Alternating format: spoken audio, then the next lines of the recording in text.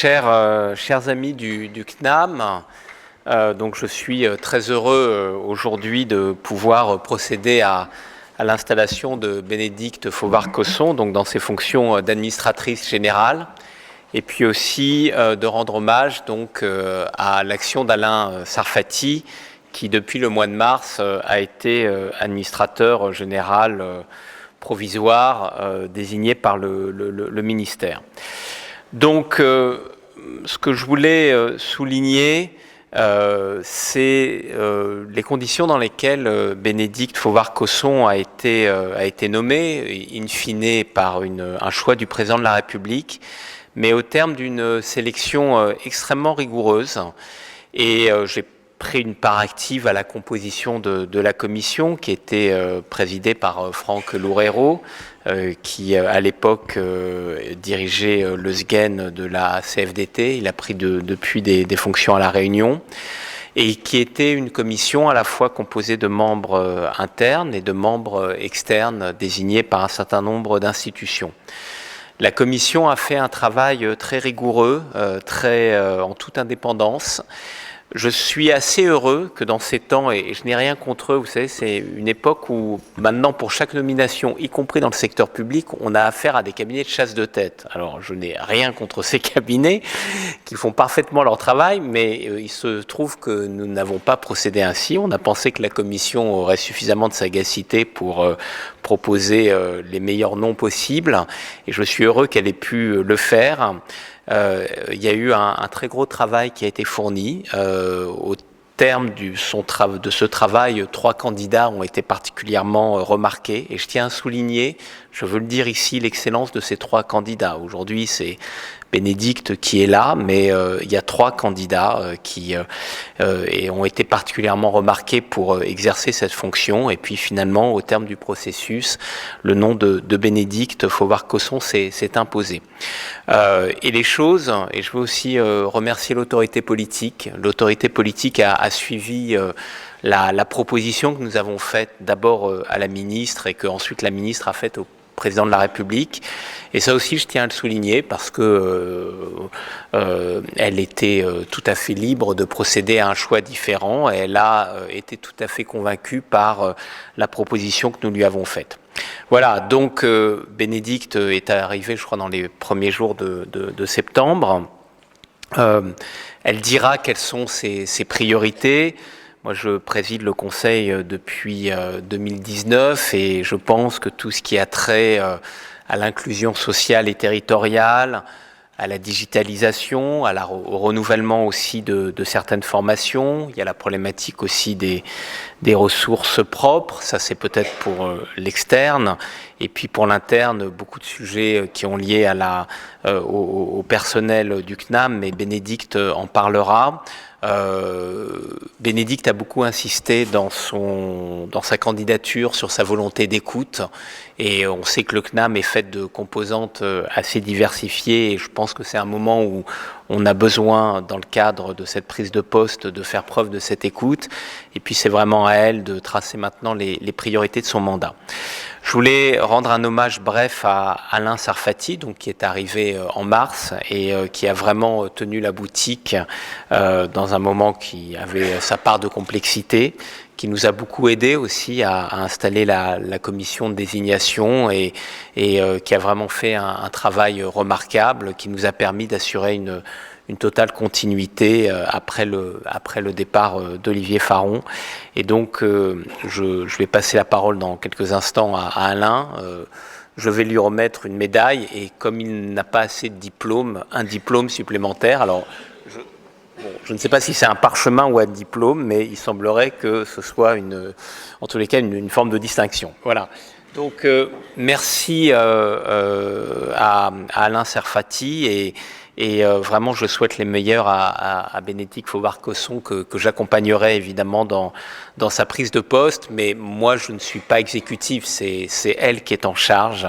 Et je ne suis là que pour une chose, pour l'aider et pour participer à la cohésion du CNAM. Voilà, donc peut-être Alain, quelques mots. Je vous remets ensuite ce diplôme, et nous passerons la parole à Bénédicte Fauvard-Cosson. Merci beaucoup.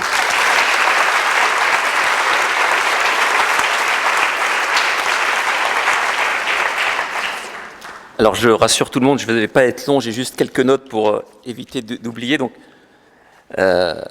d'abord, alors on m'a pas encore remise complètement la médaille, mais j'espère bien la voir entre les mains bientôt.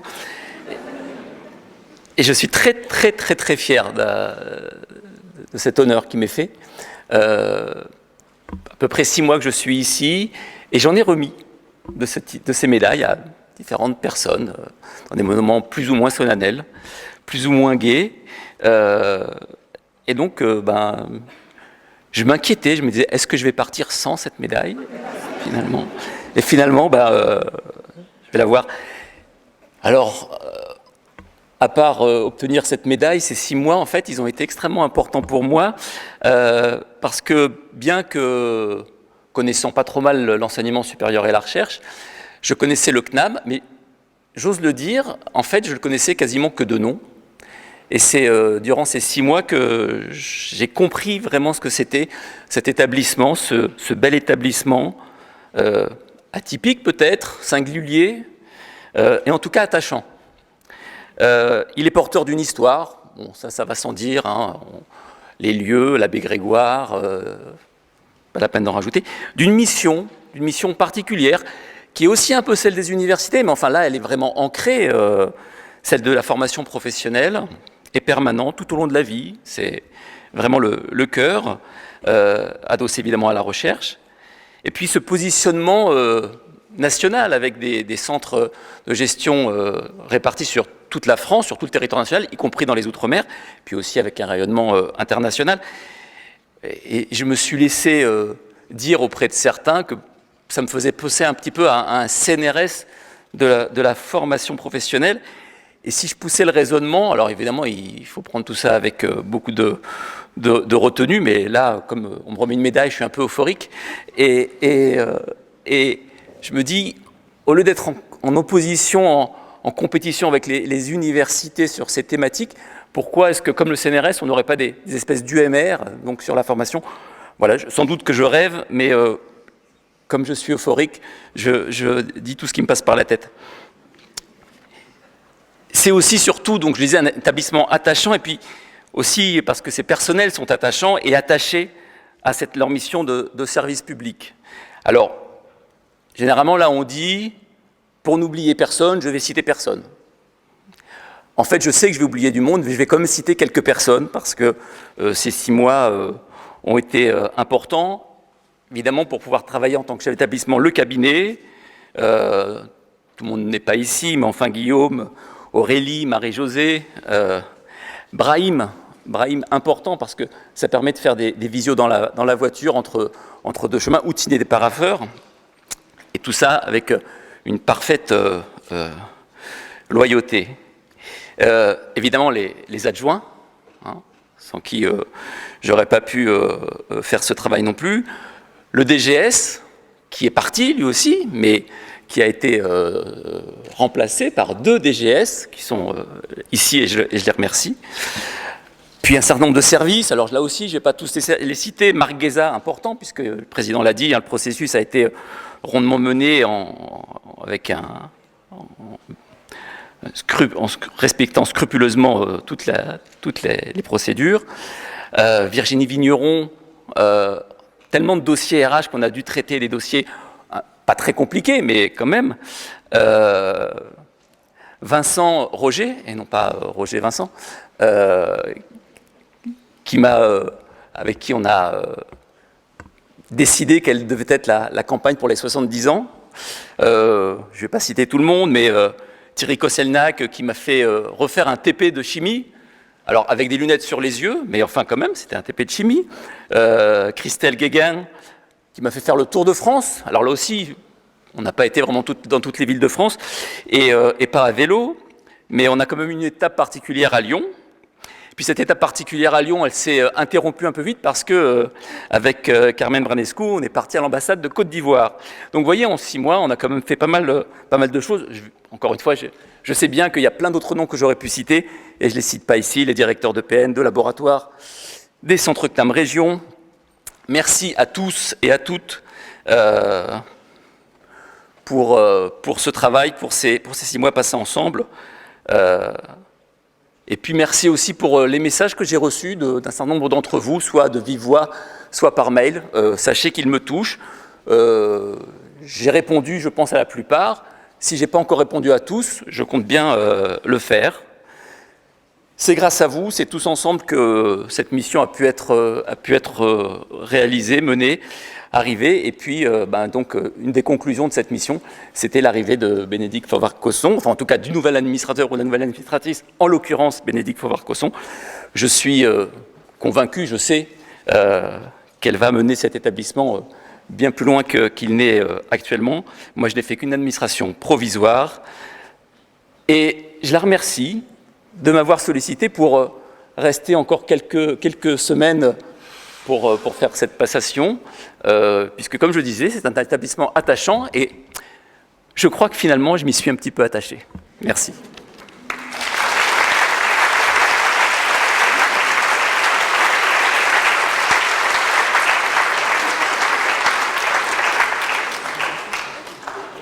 Et le diplôme en forme de parchemin.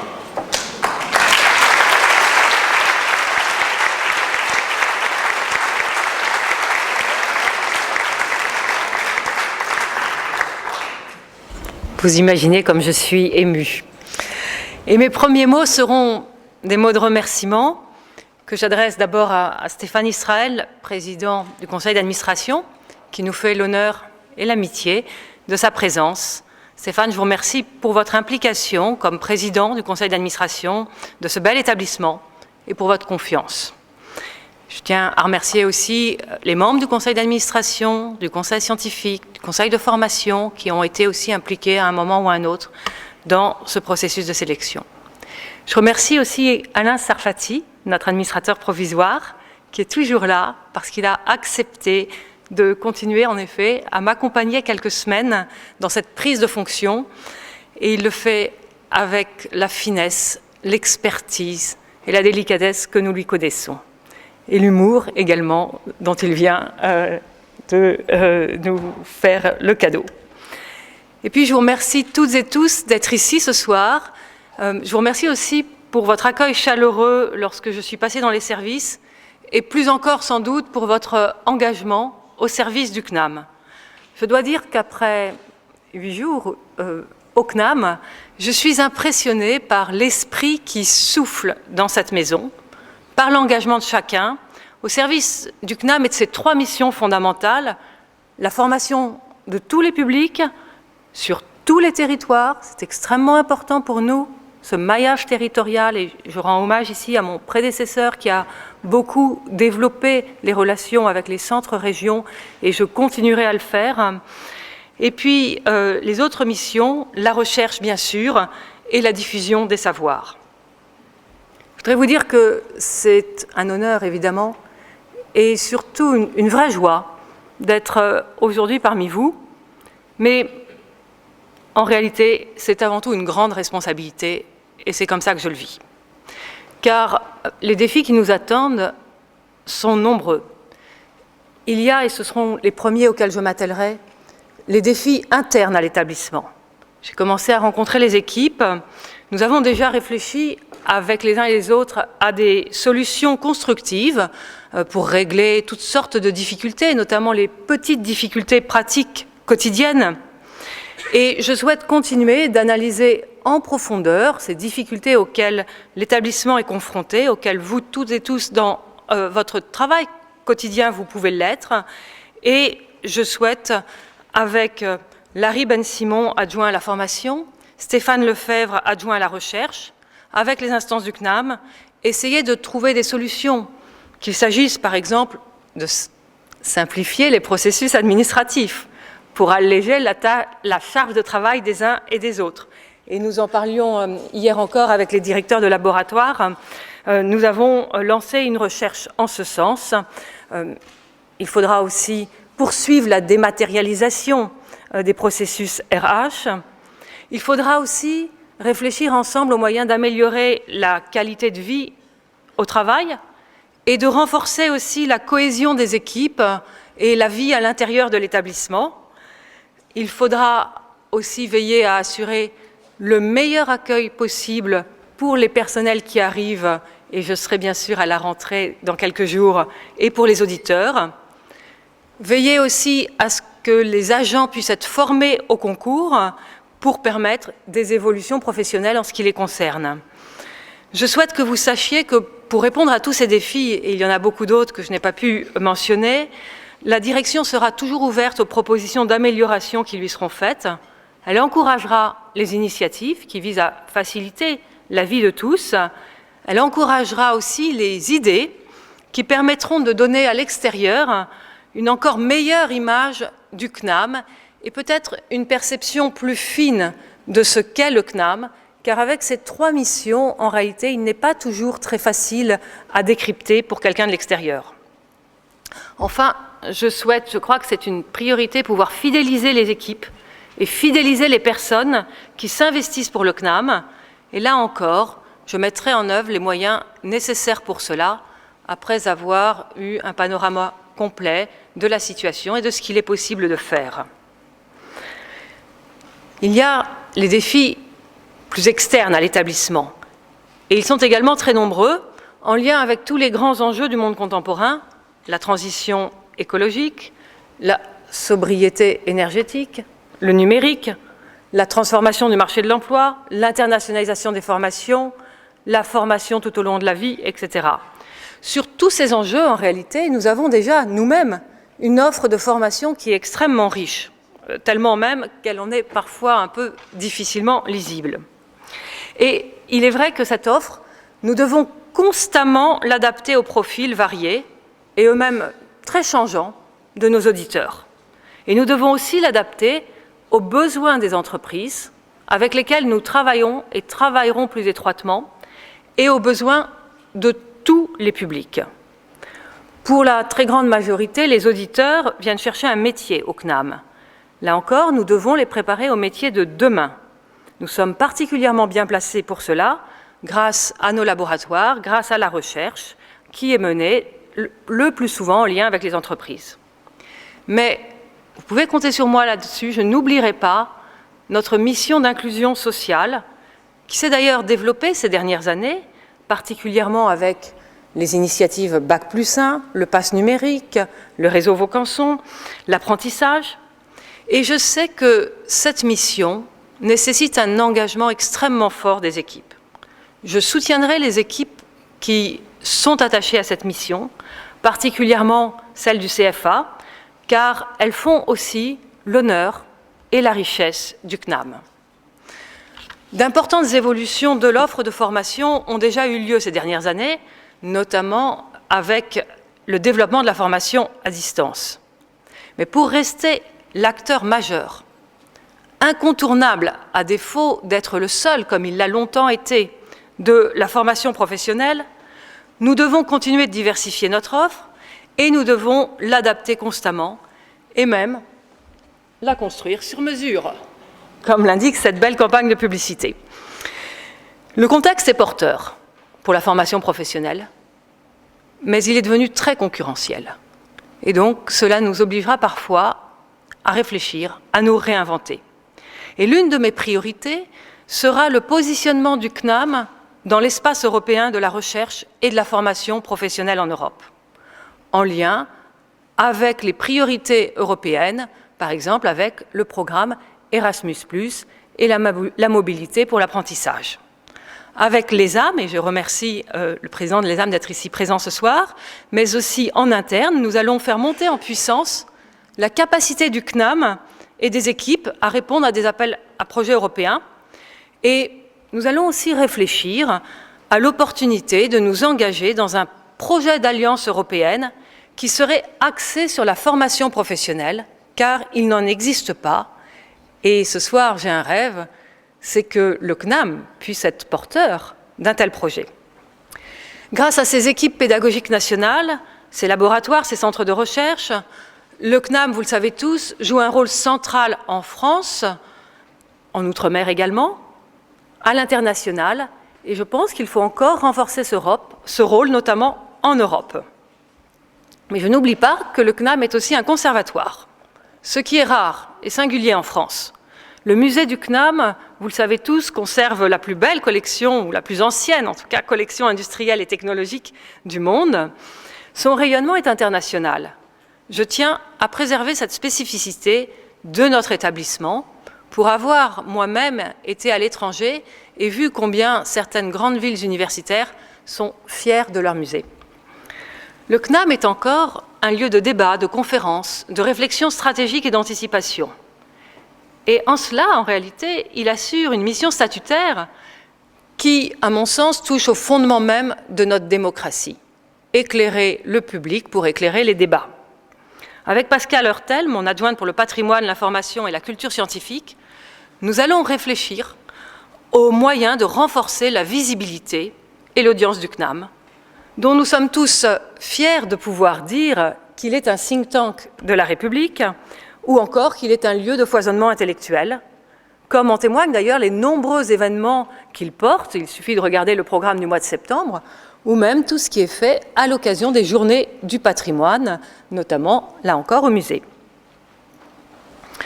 En conclusion, si on me demandait de présenter le CNAM en quelques mots, je n'avais pas pensé au CNRS de la formation, mais je garde l'idée, je dirais que c'est l'alliance de l'excellence universitaire, dans la formation, dans la recherche, et de l'inclusion sociale.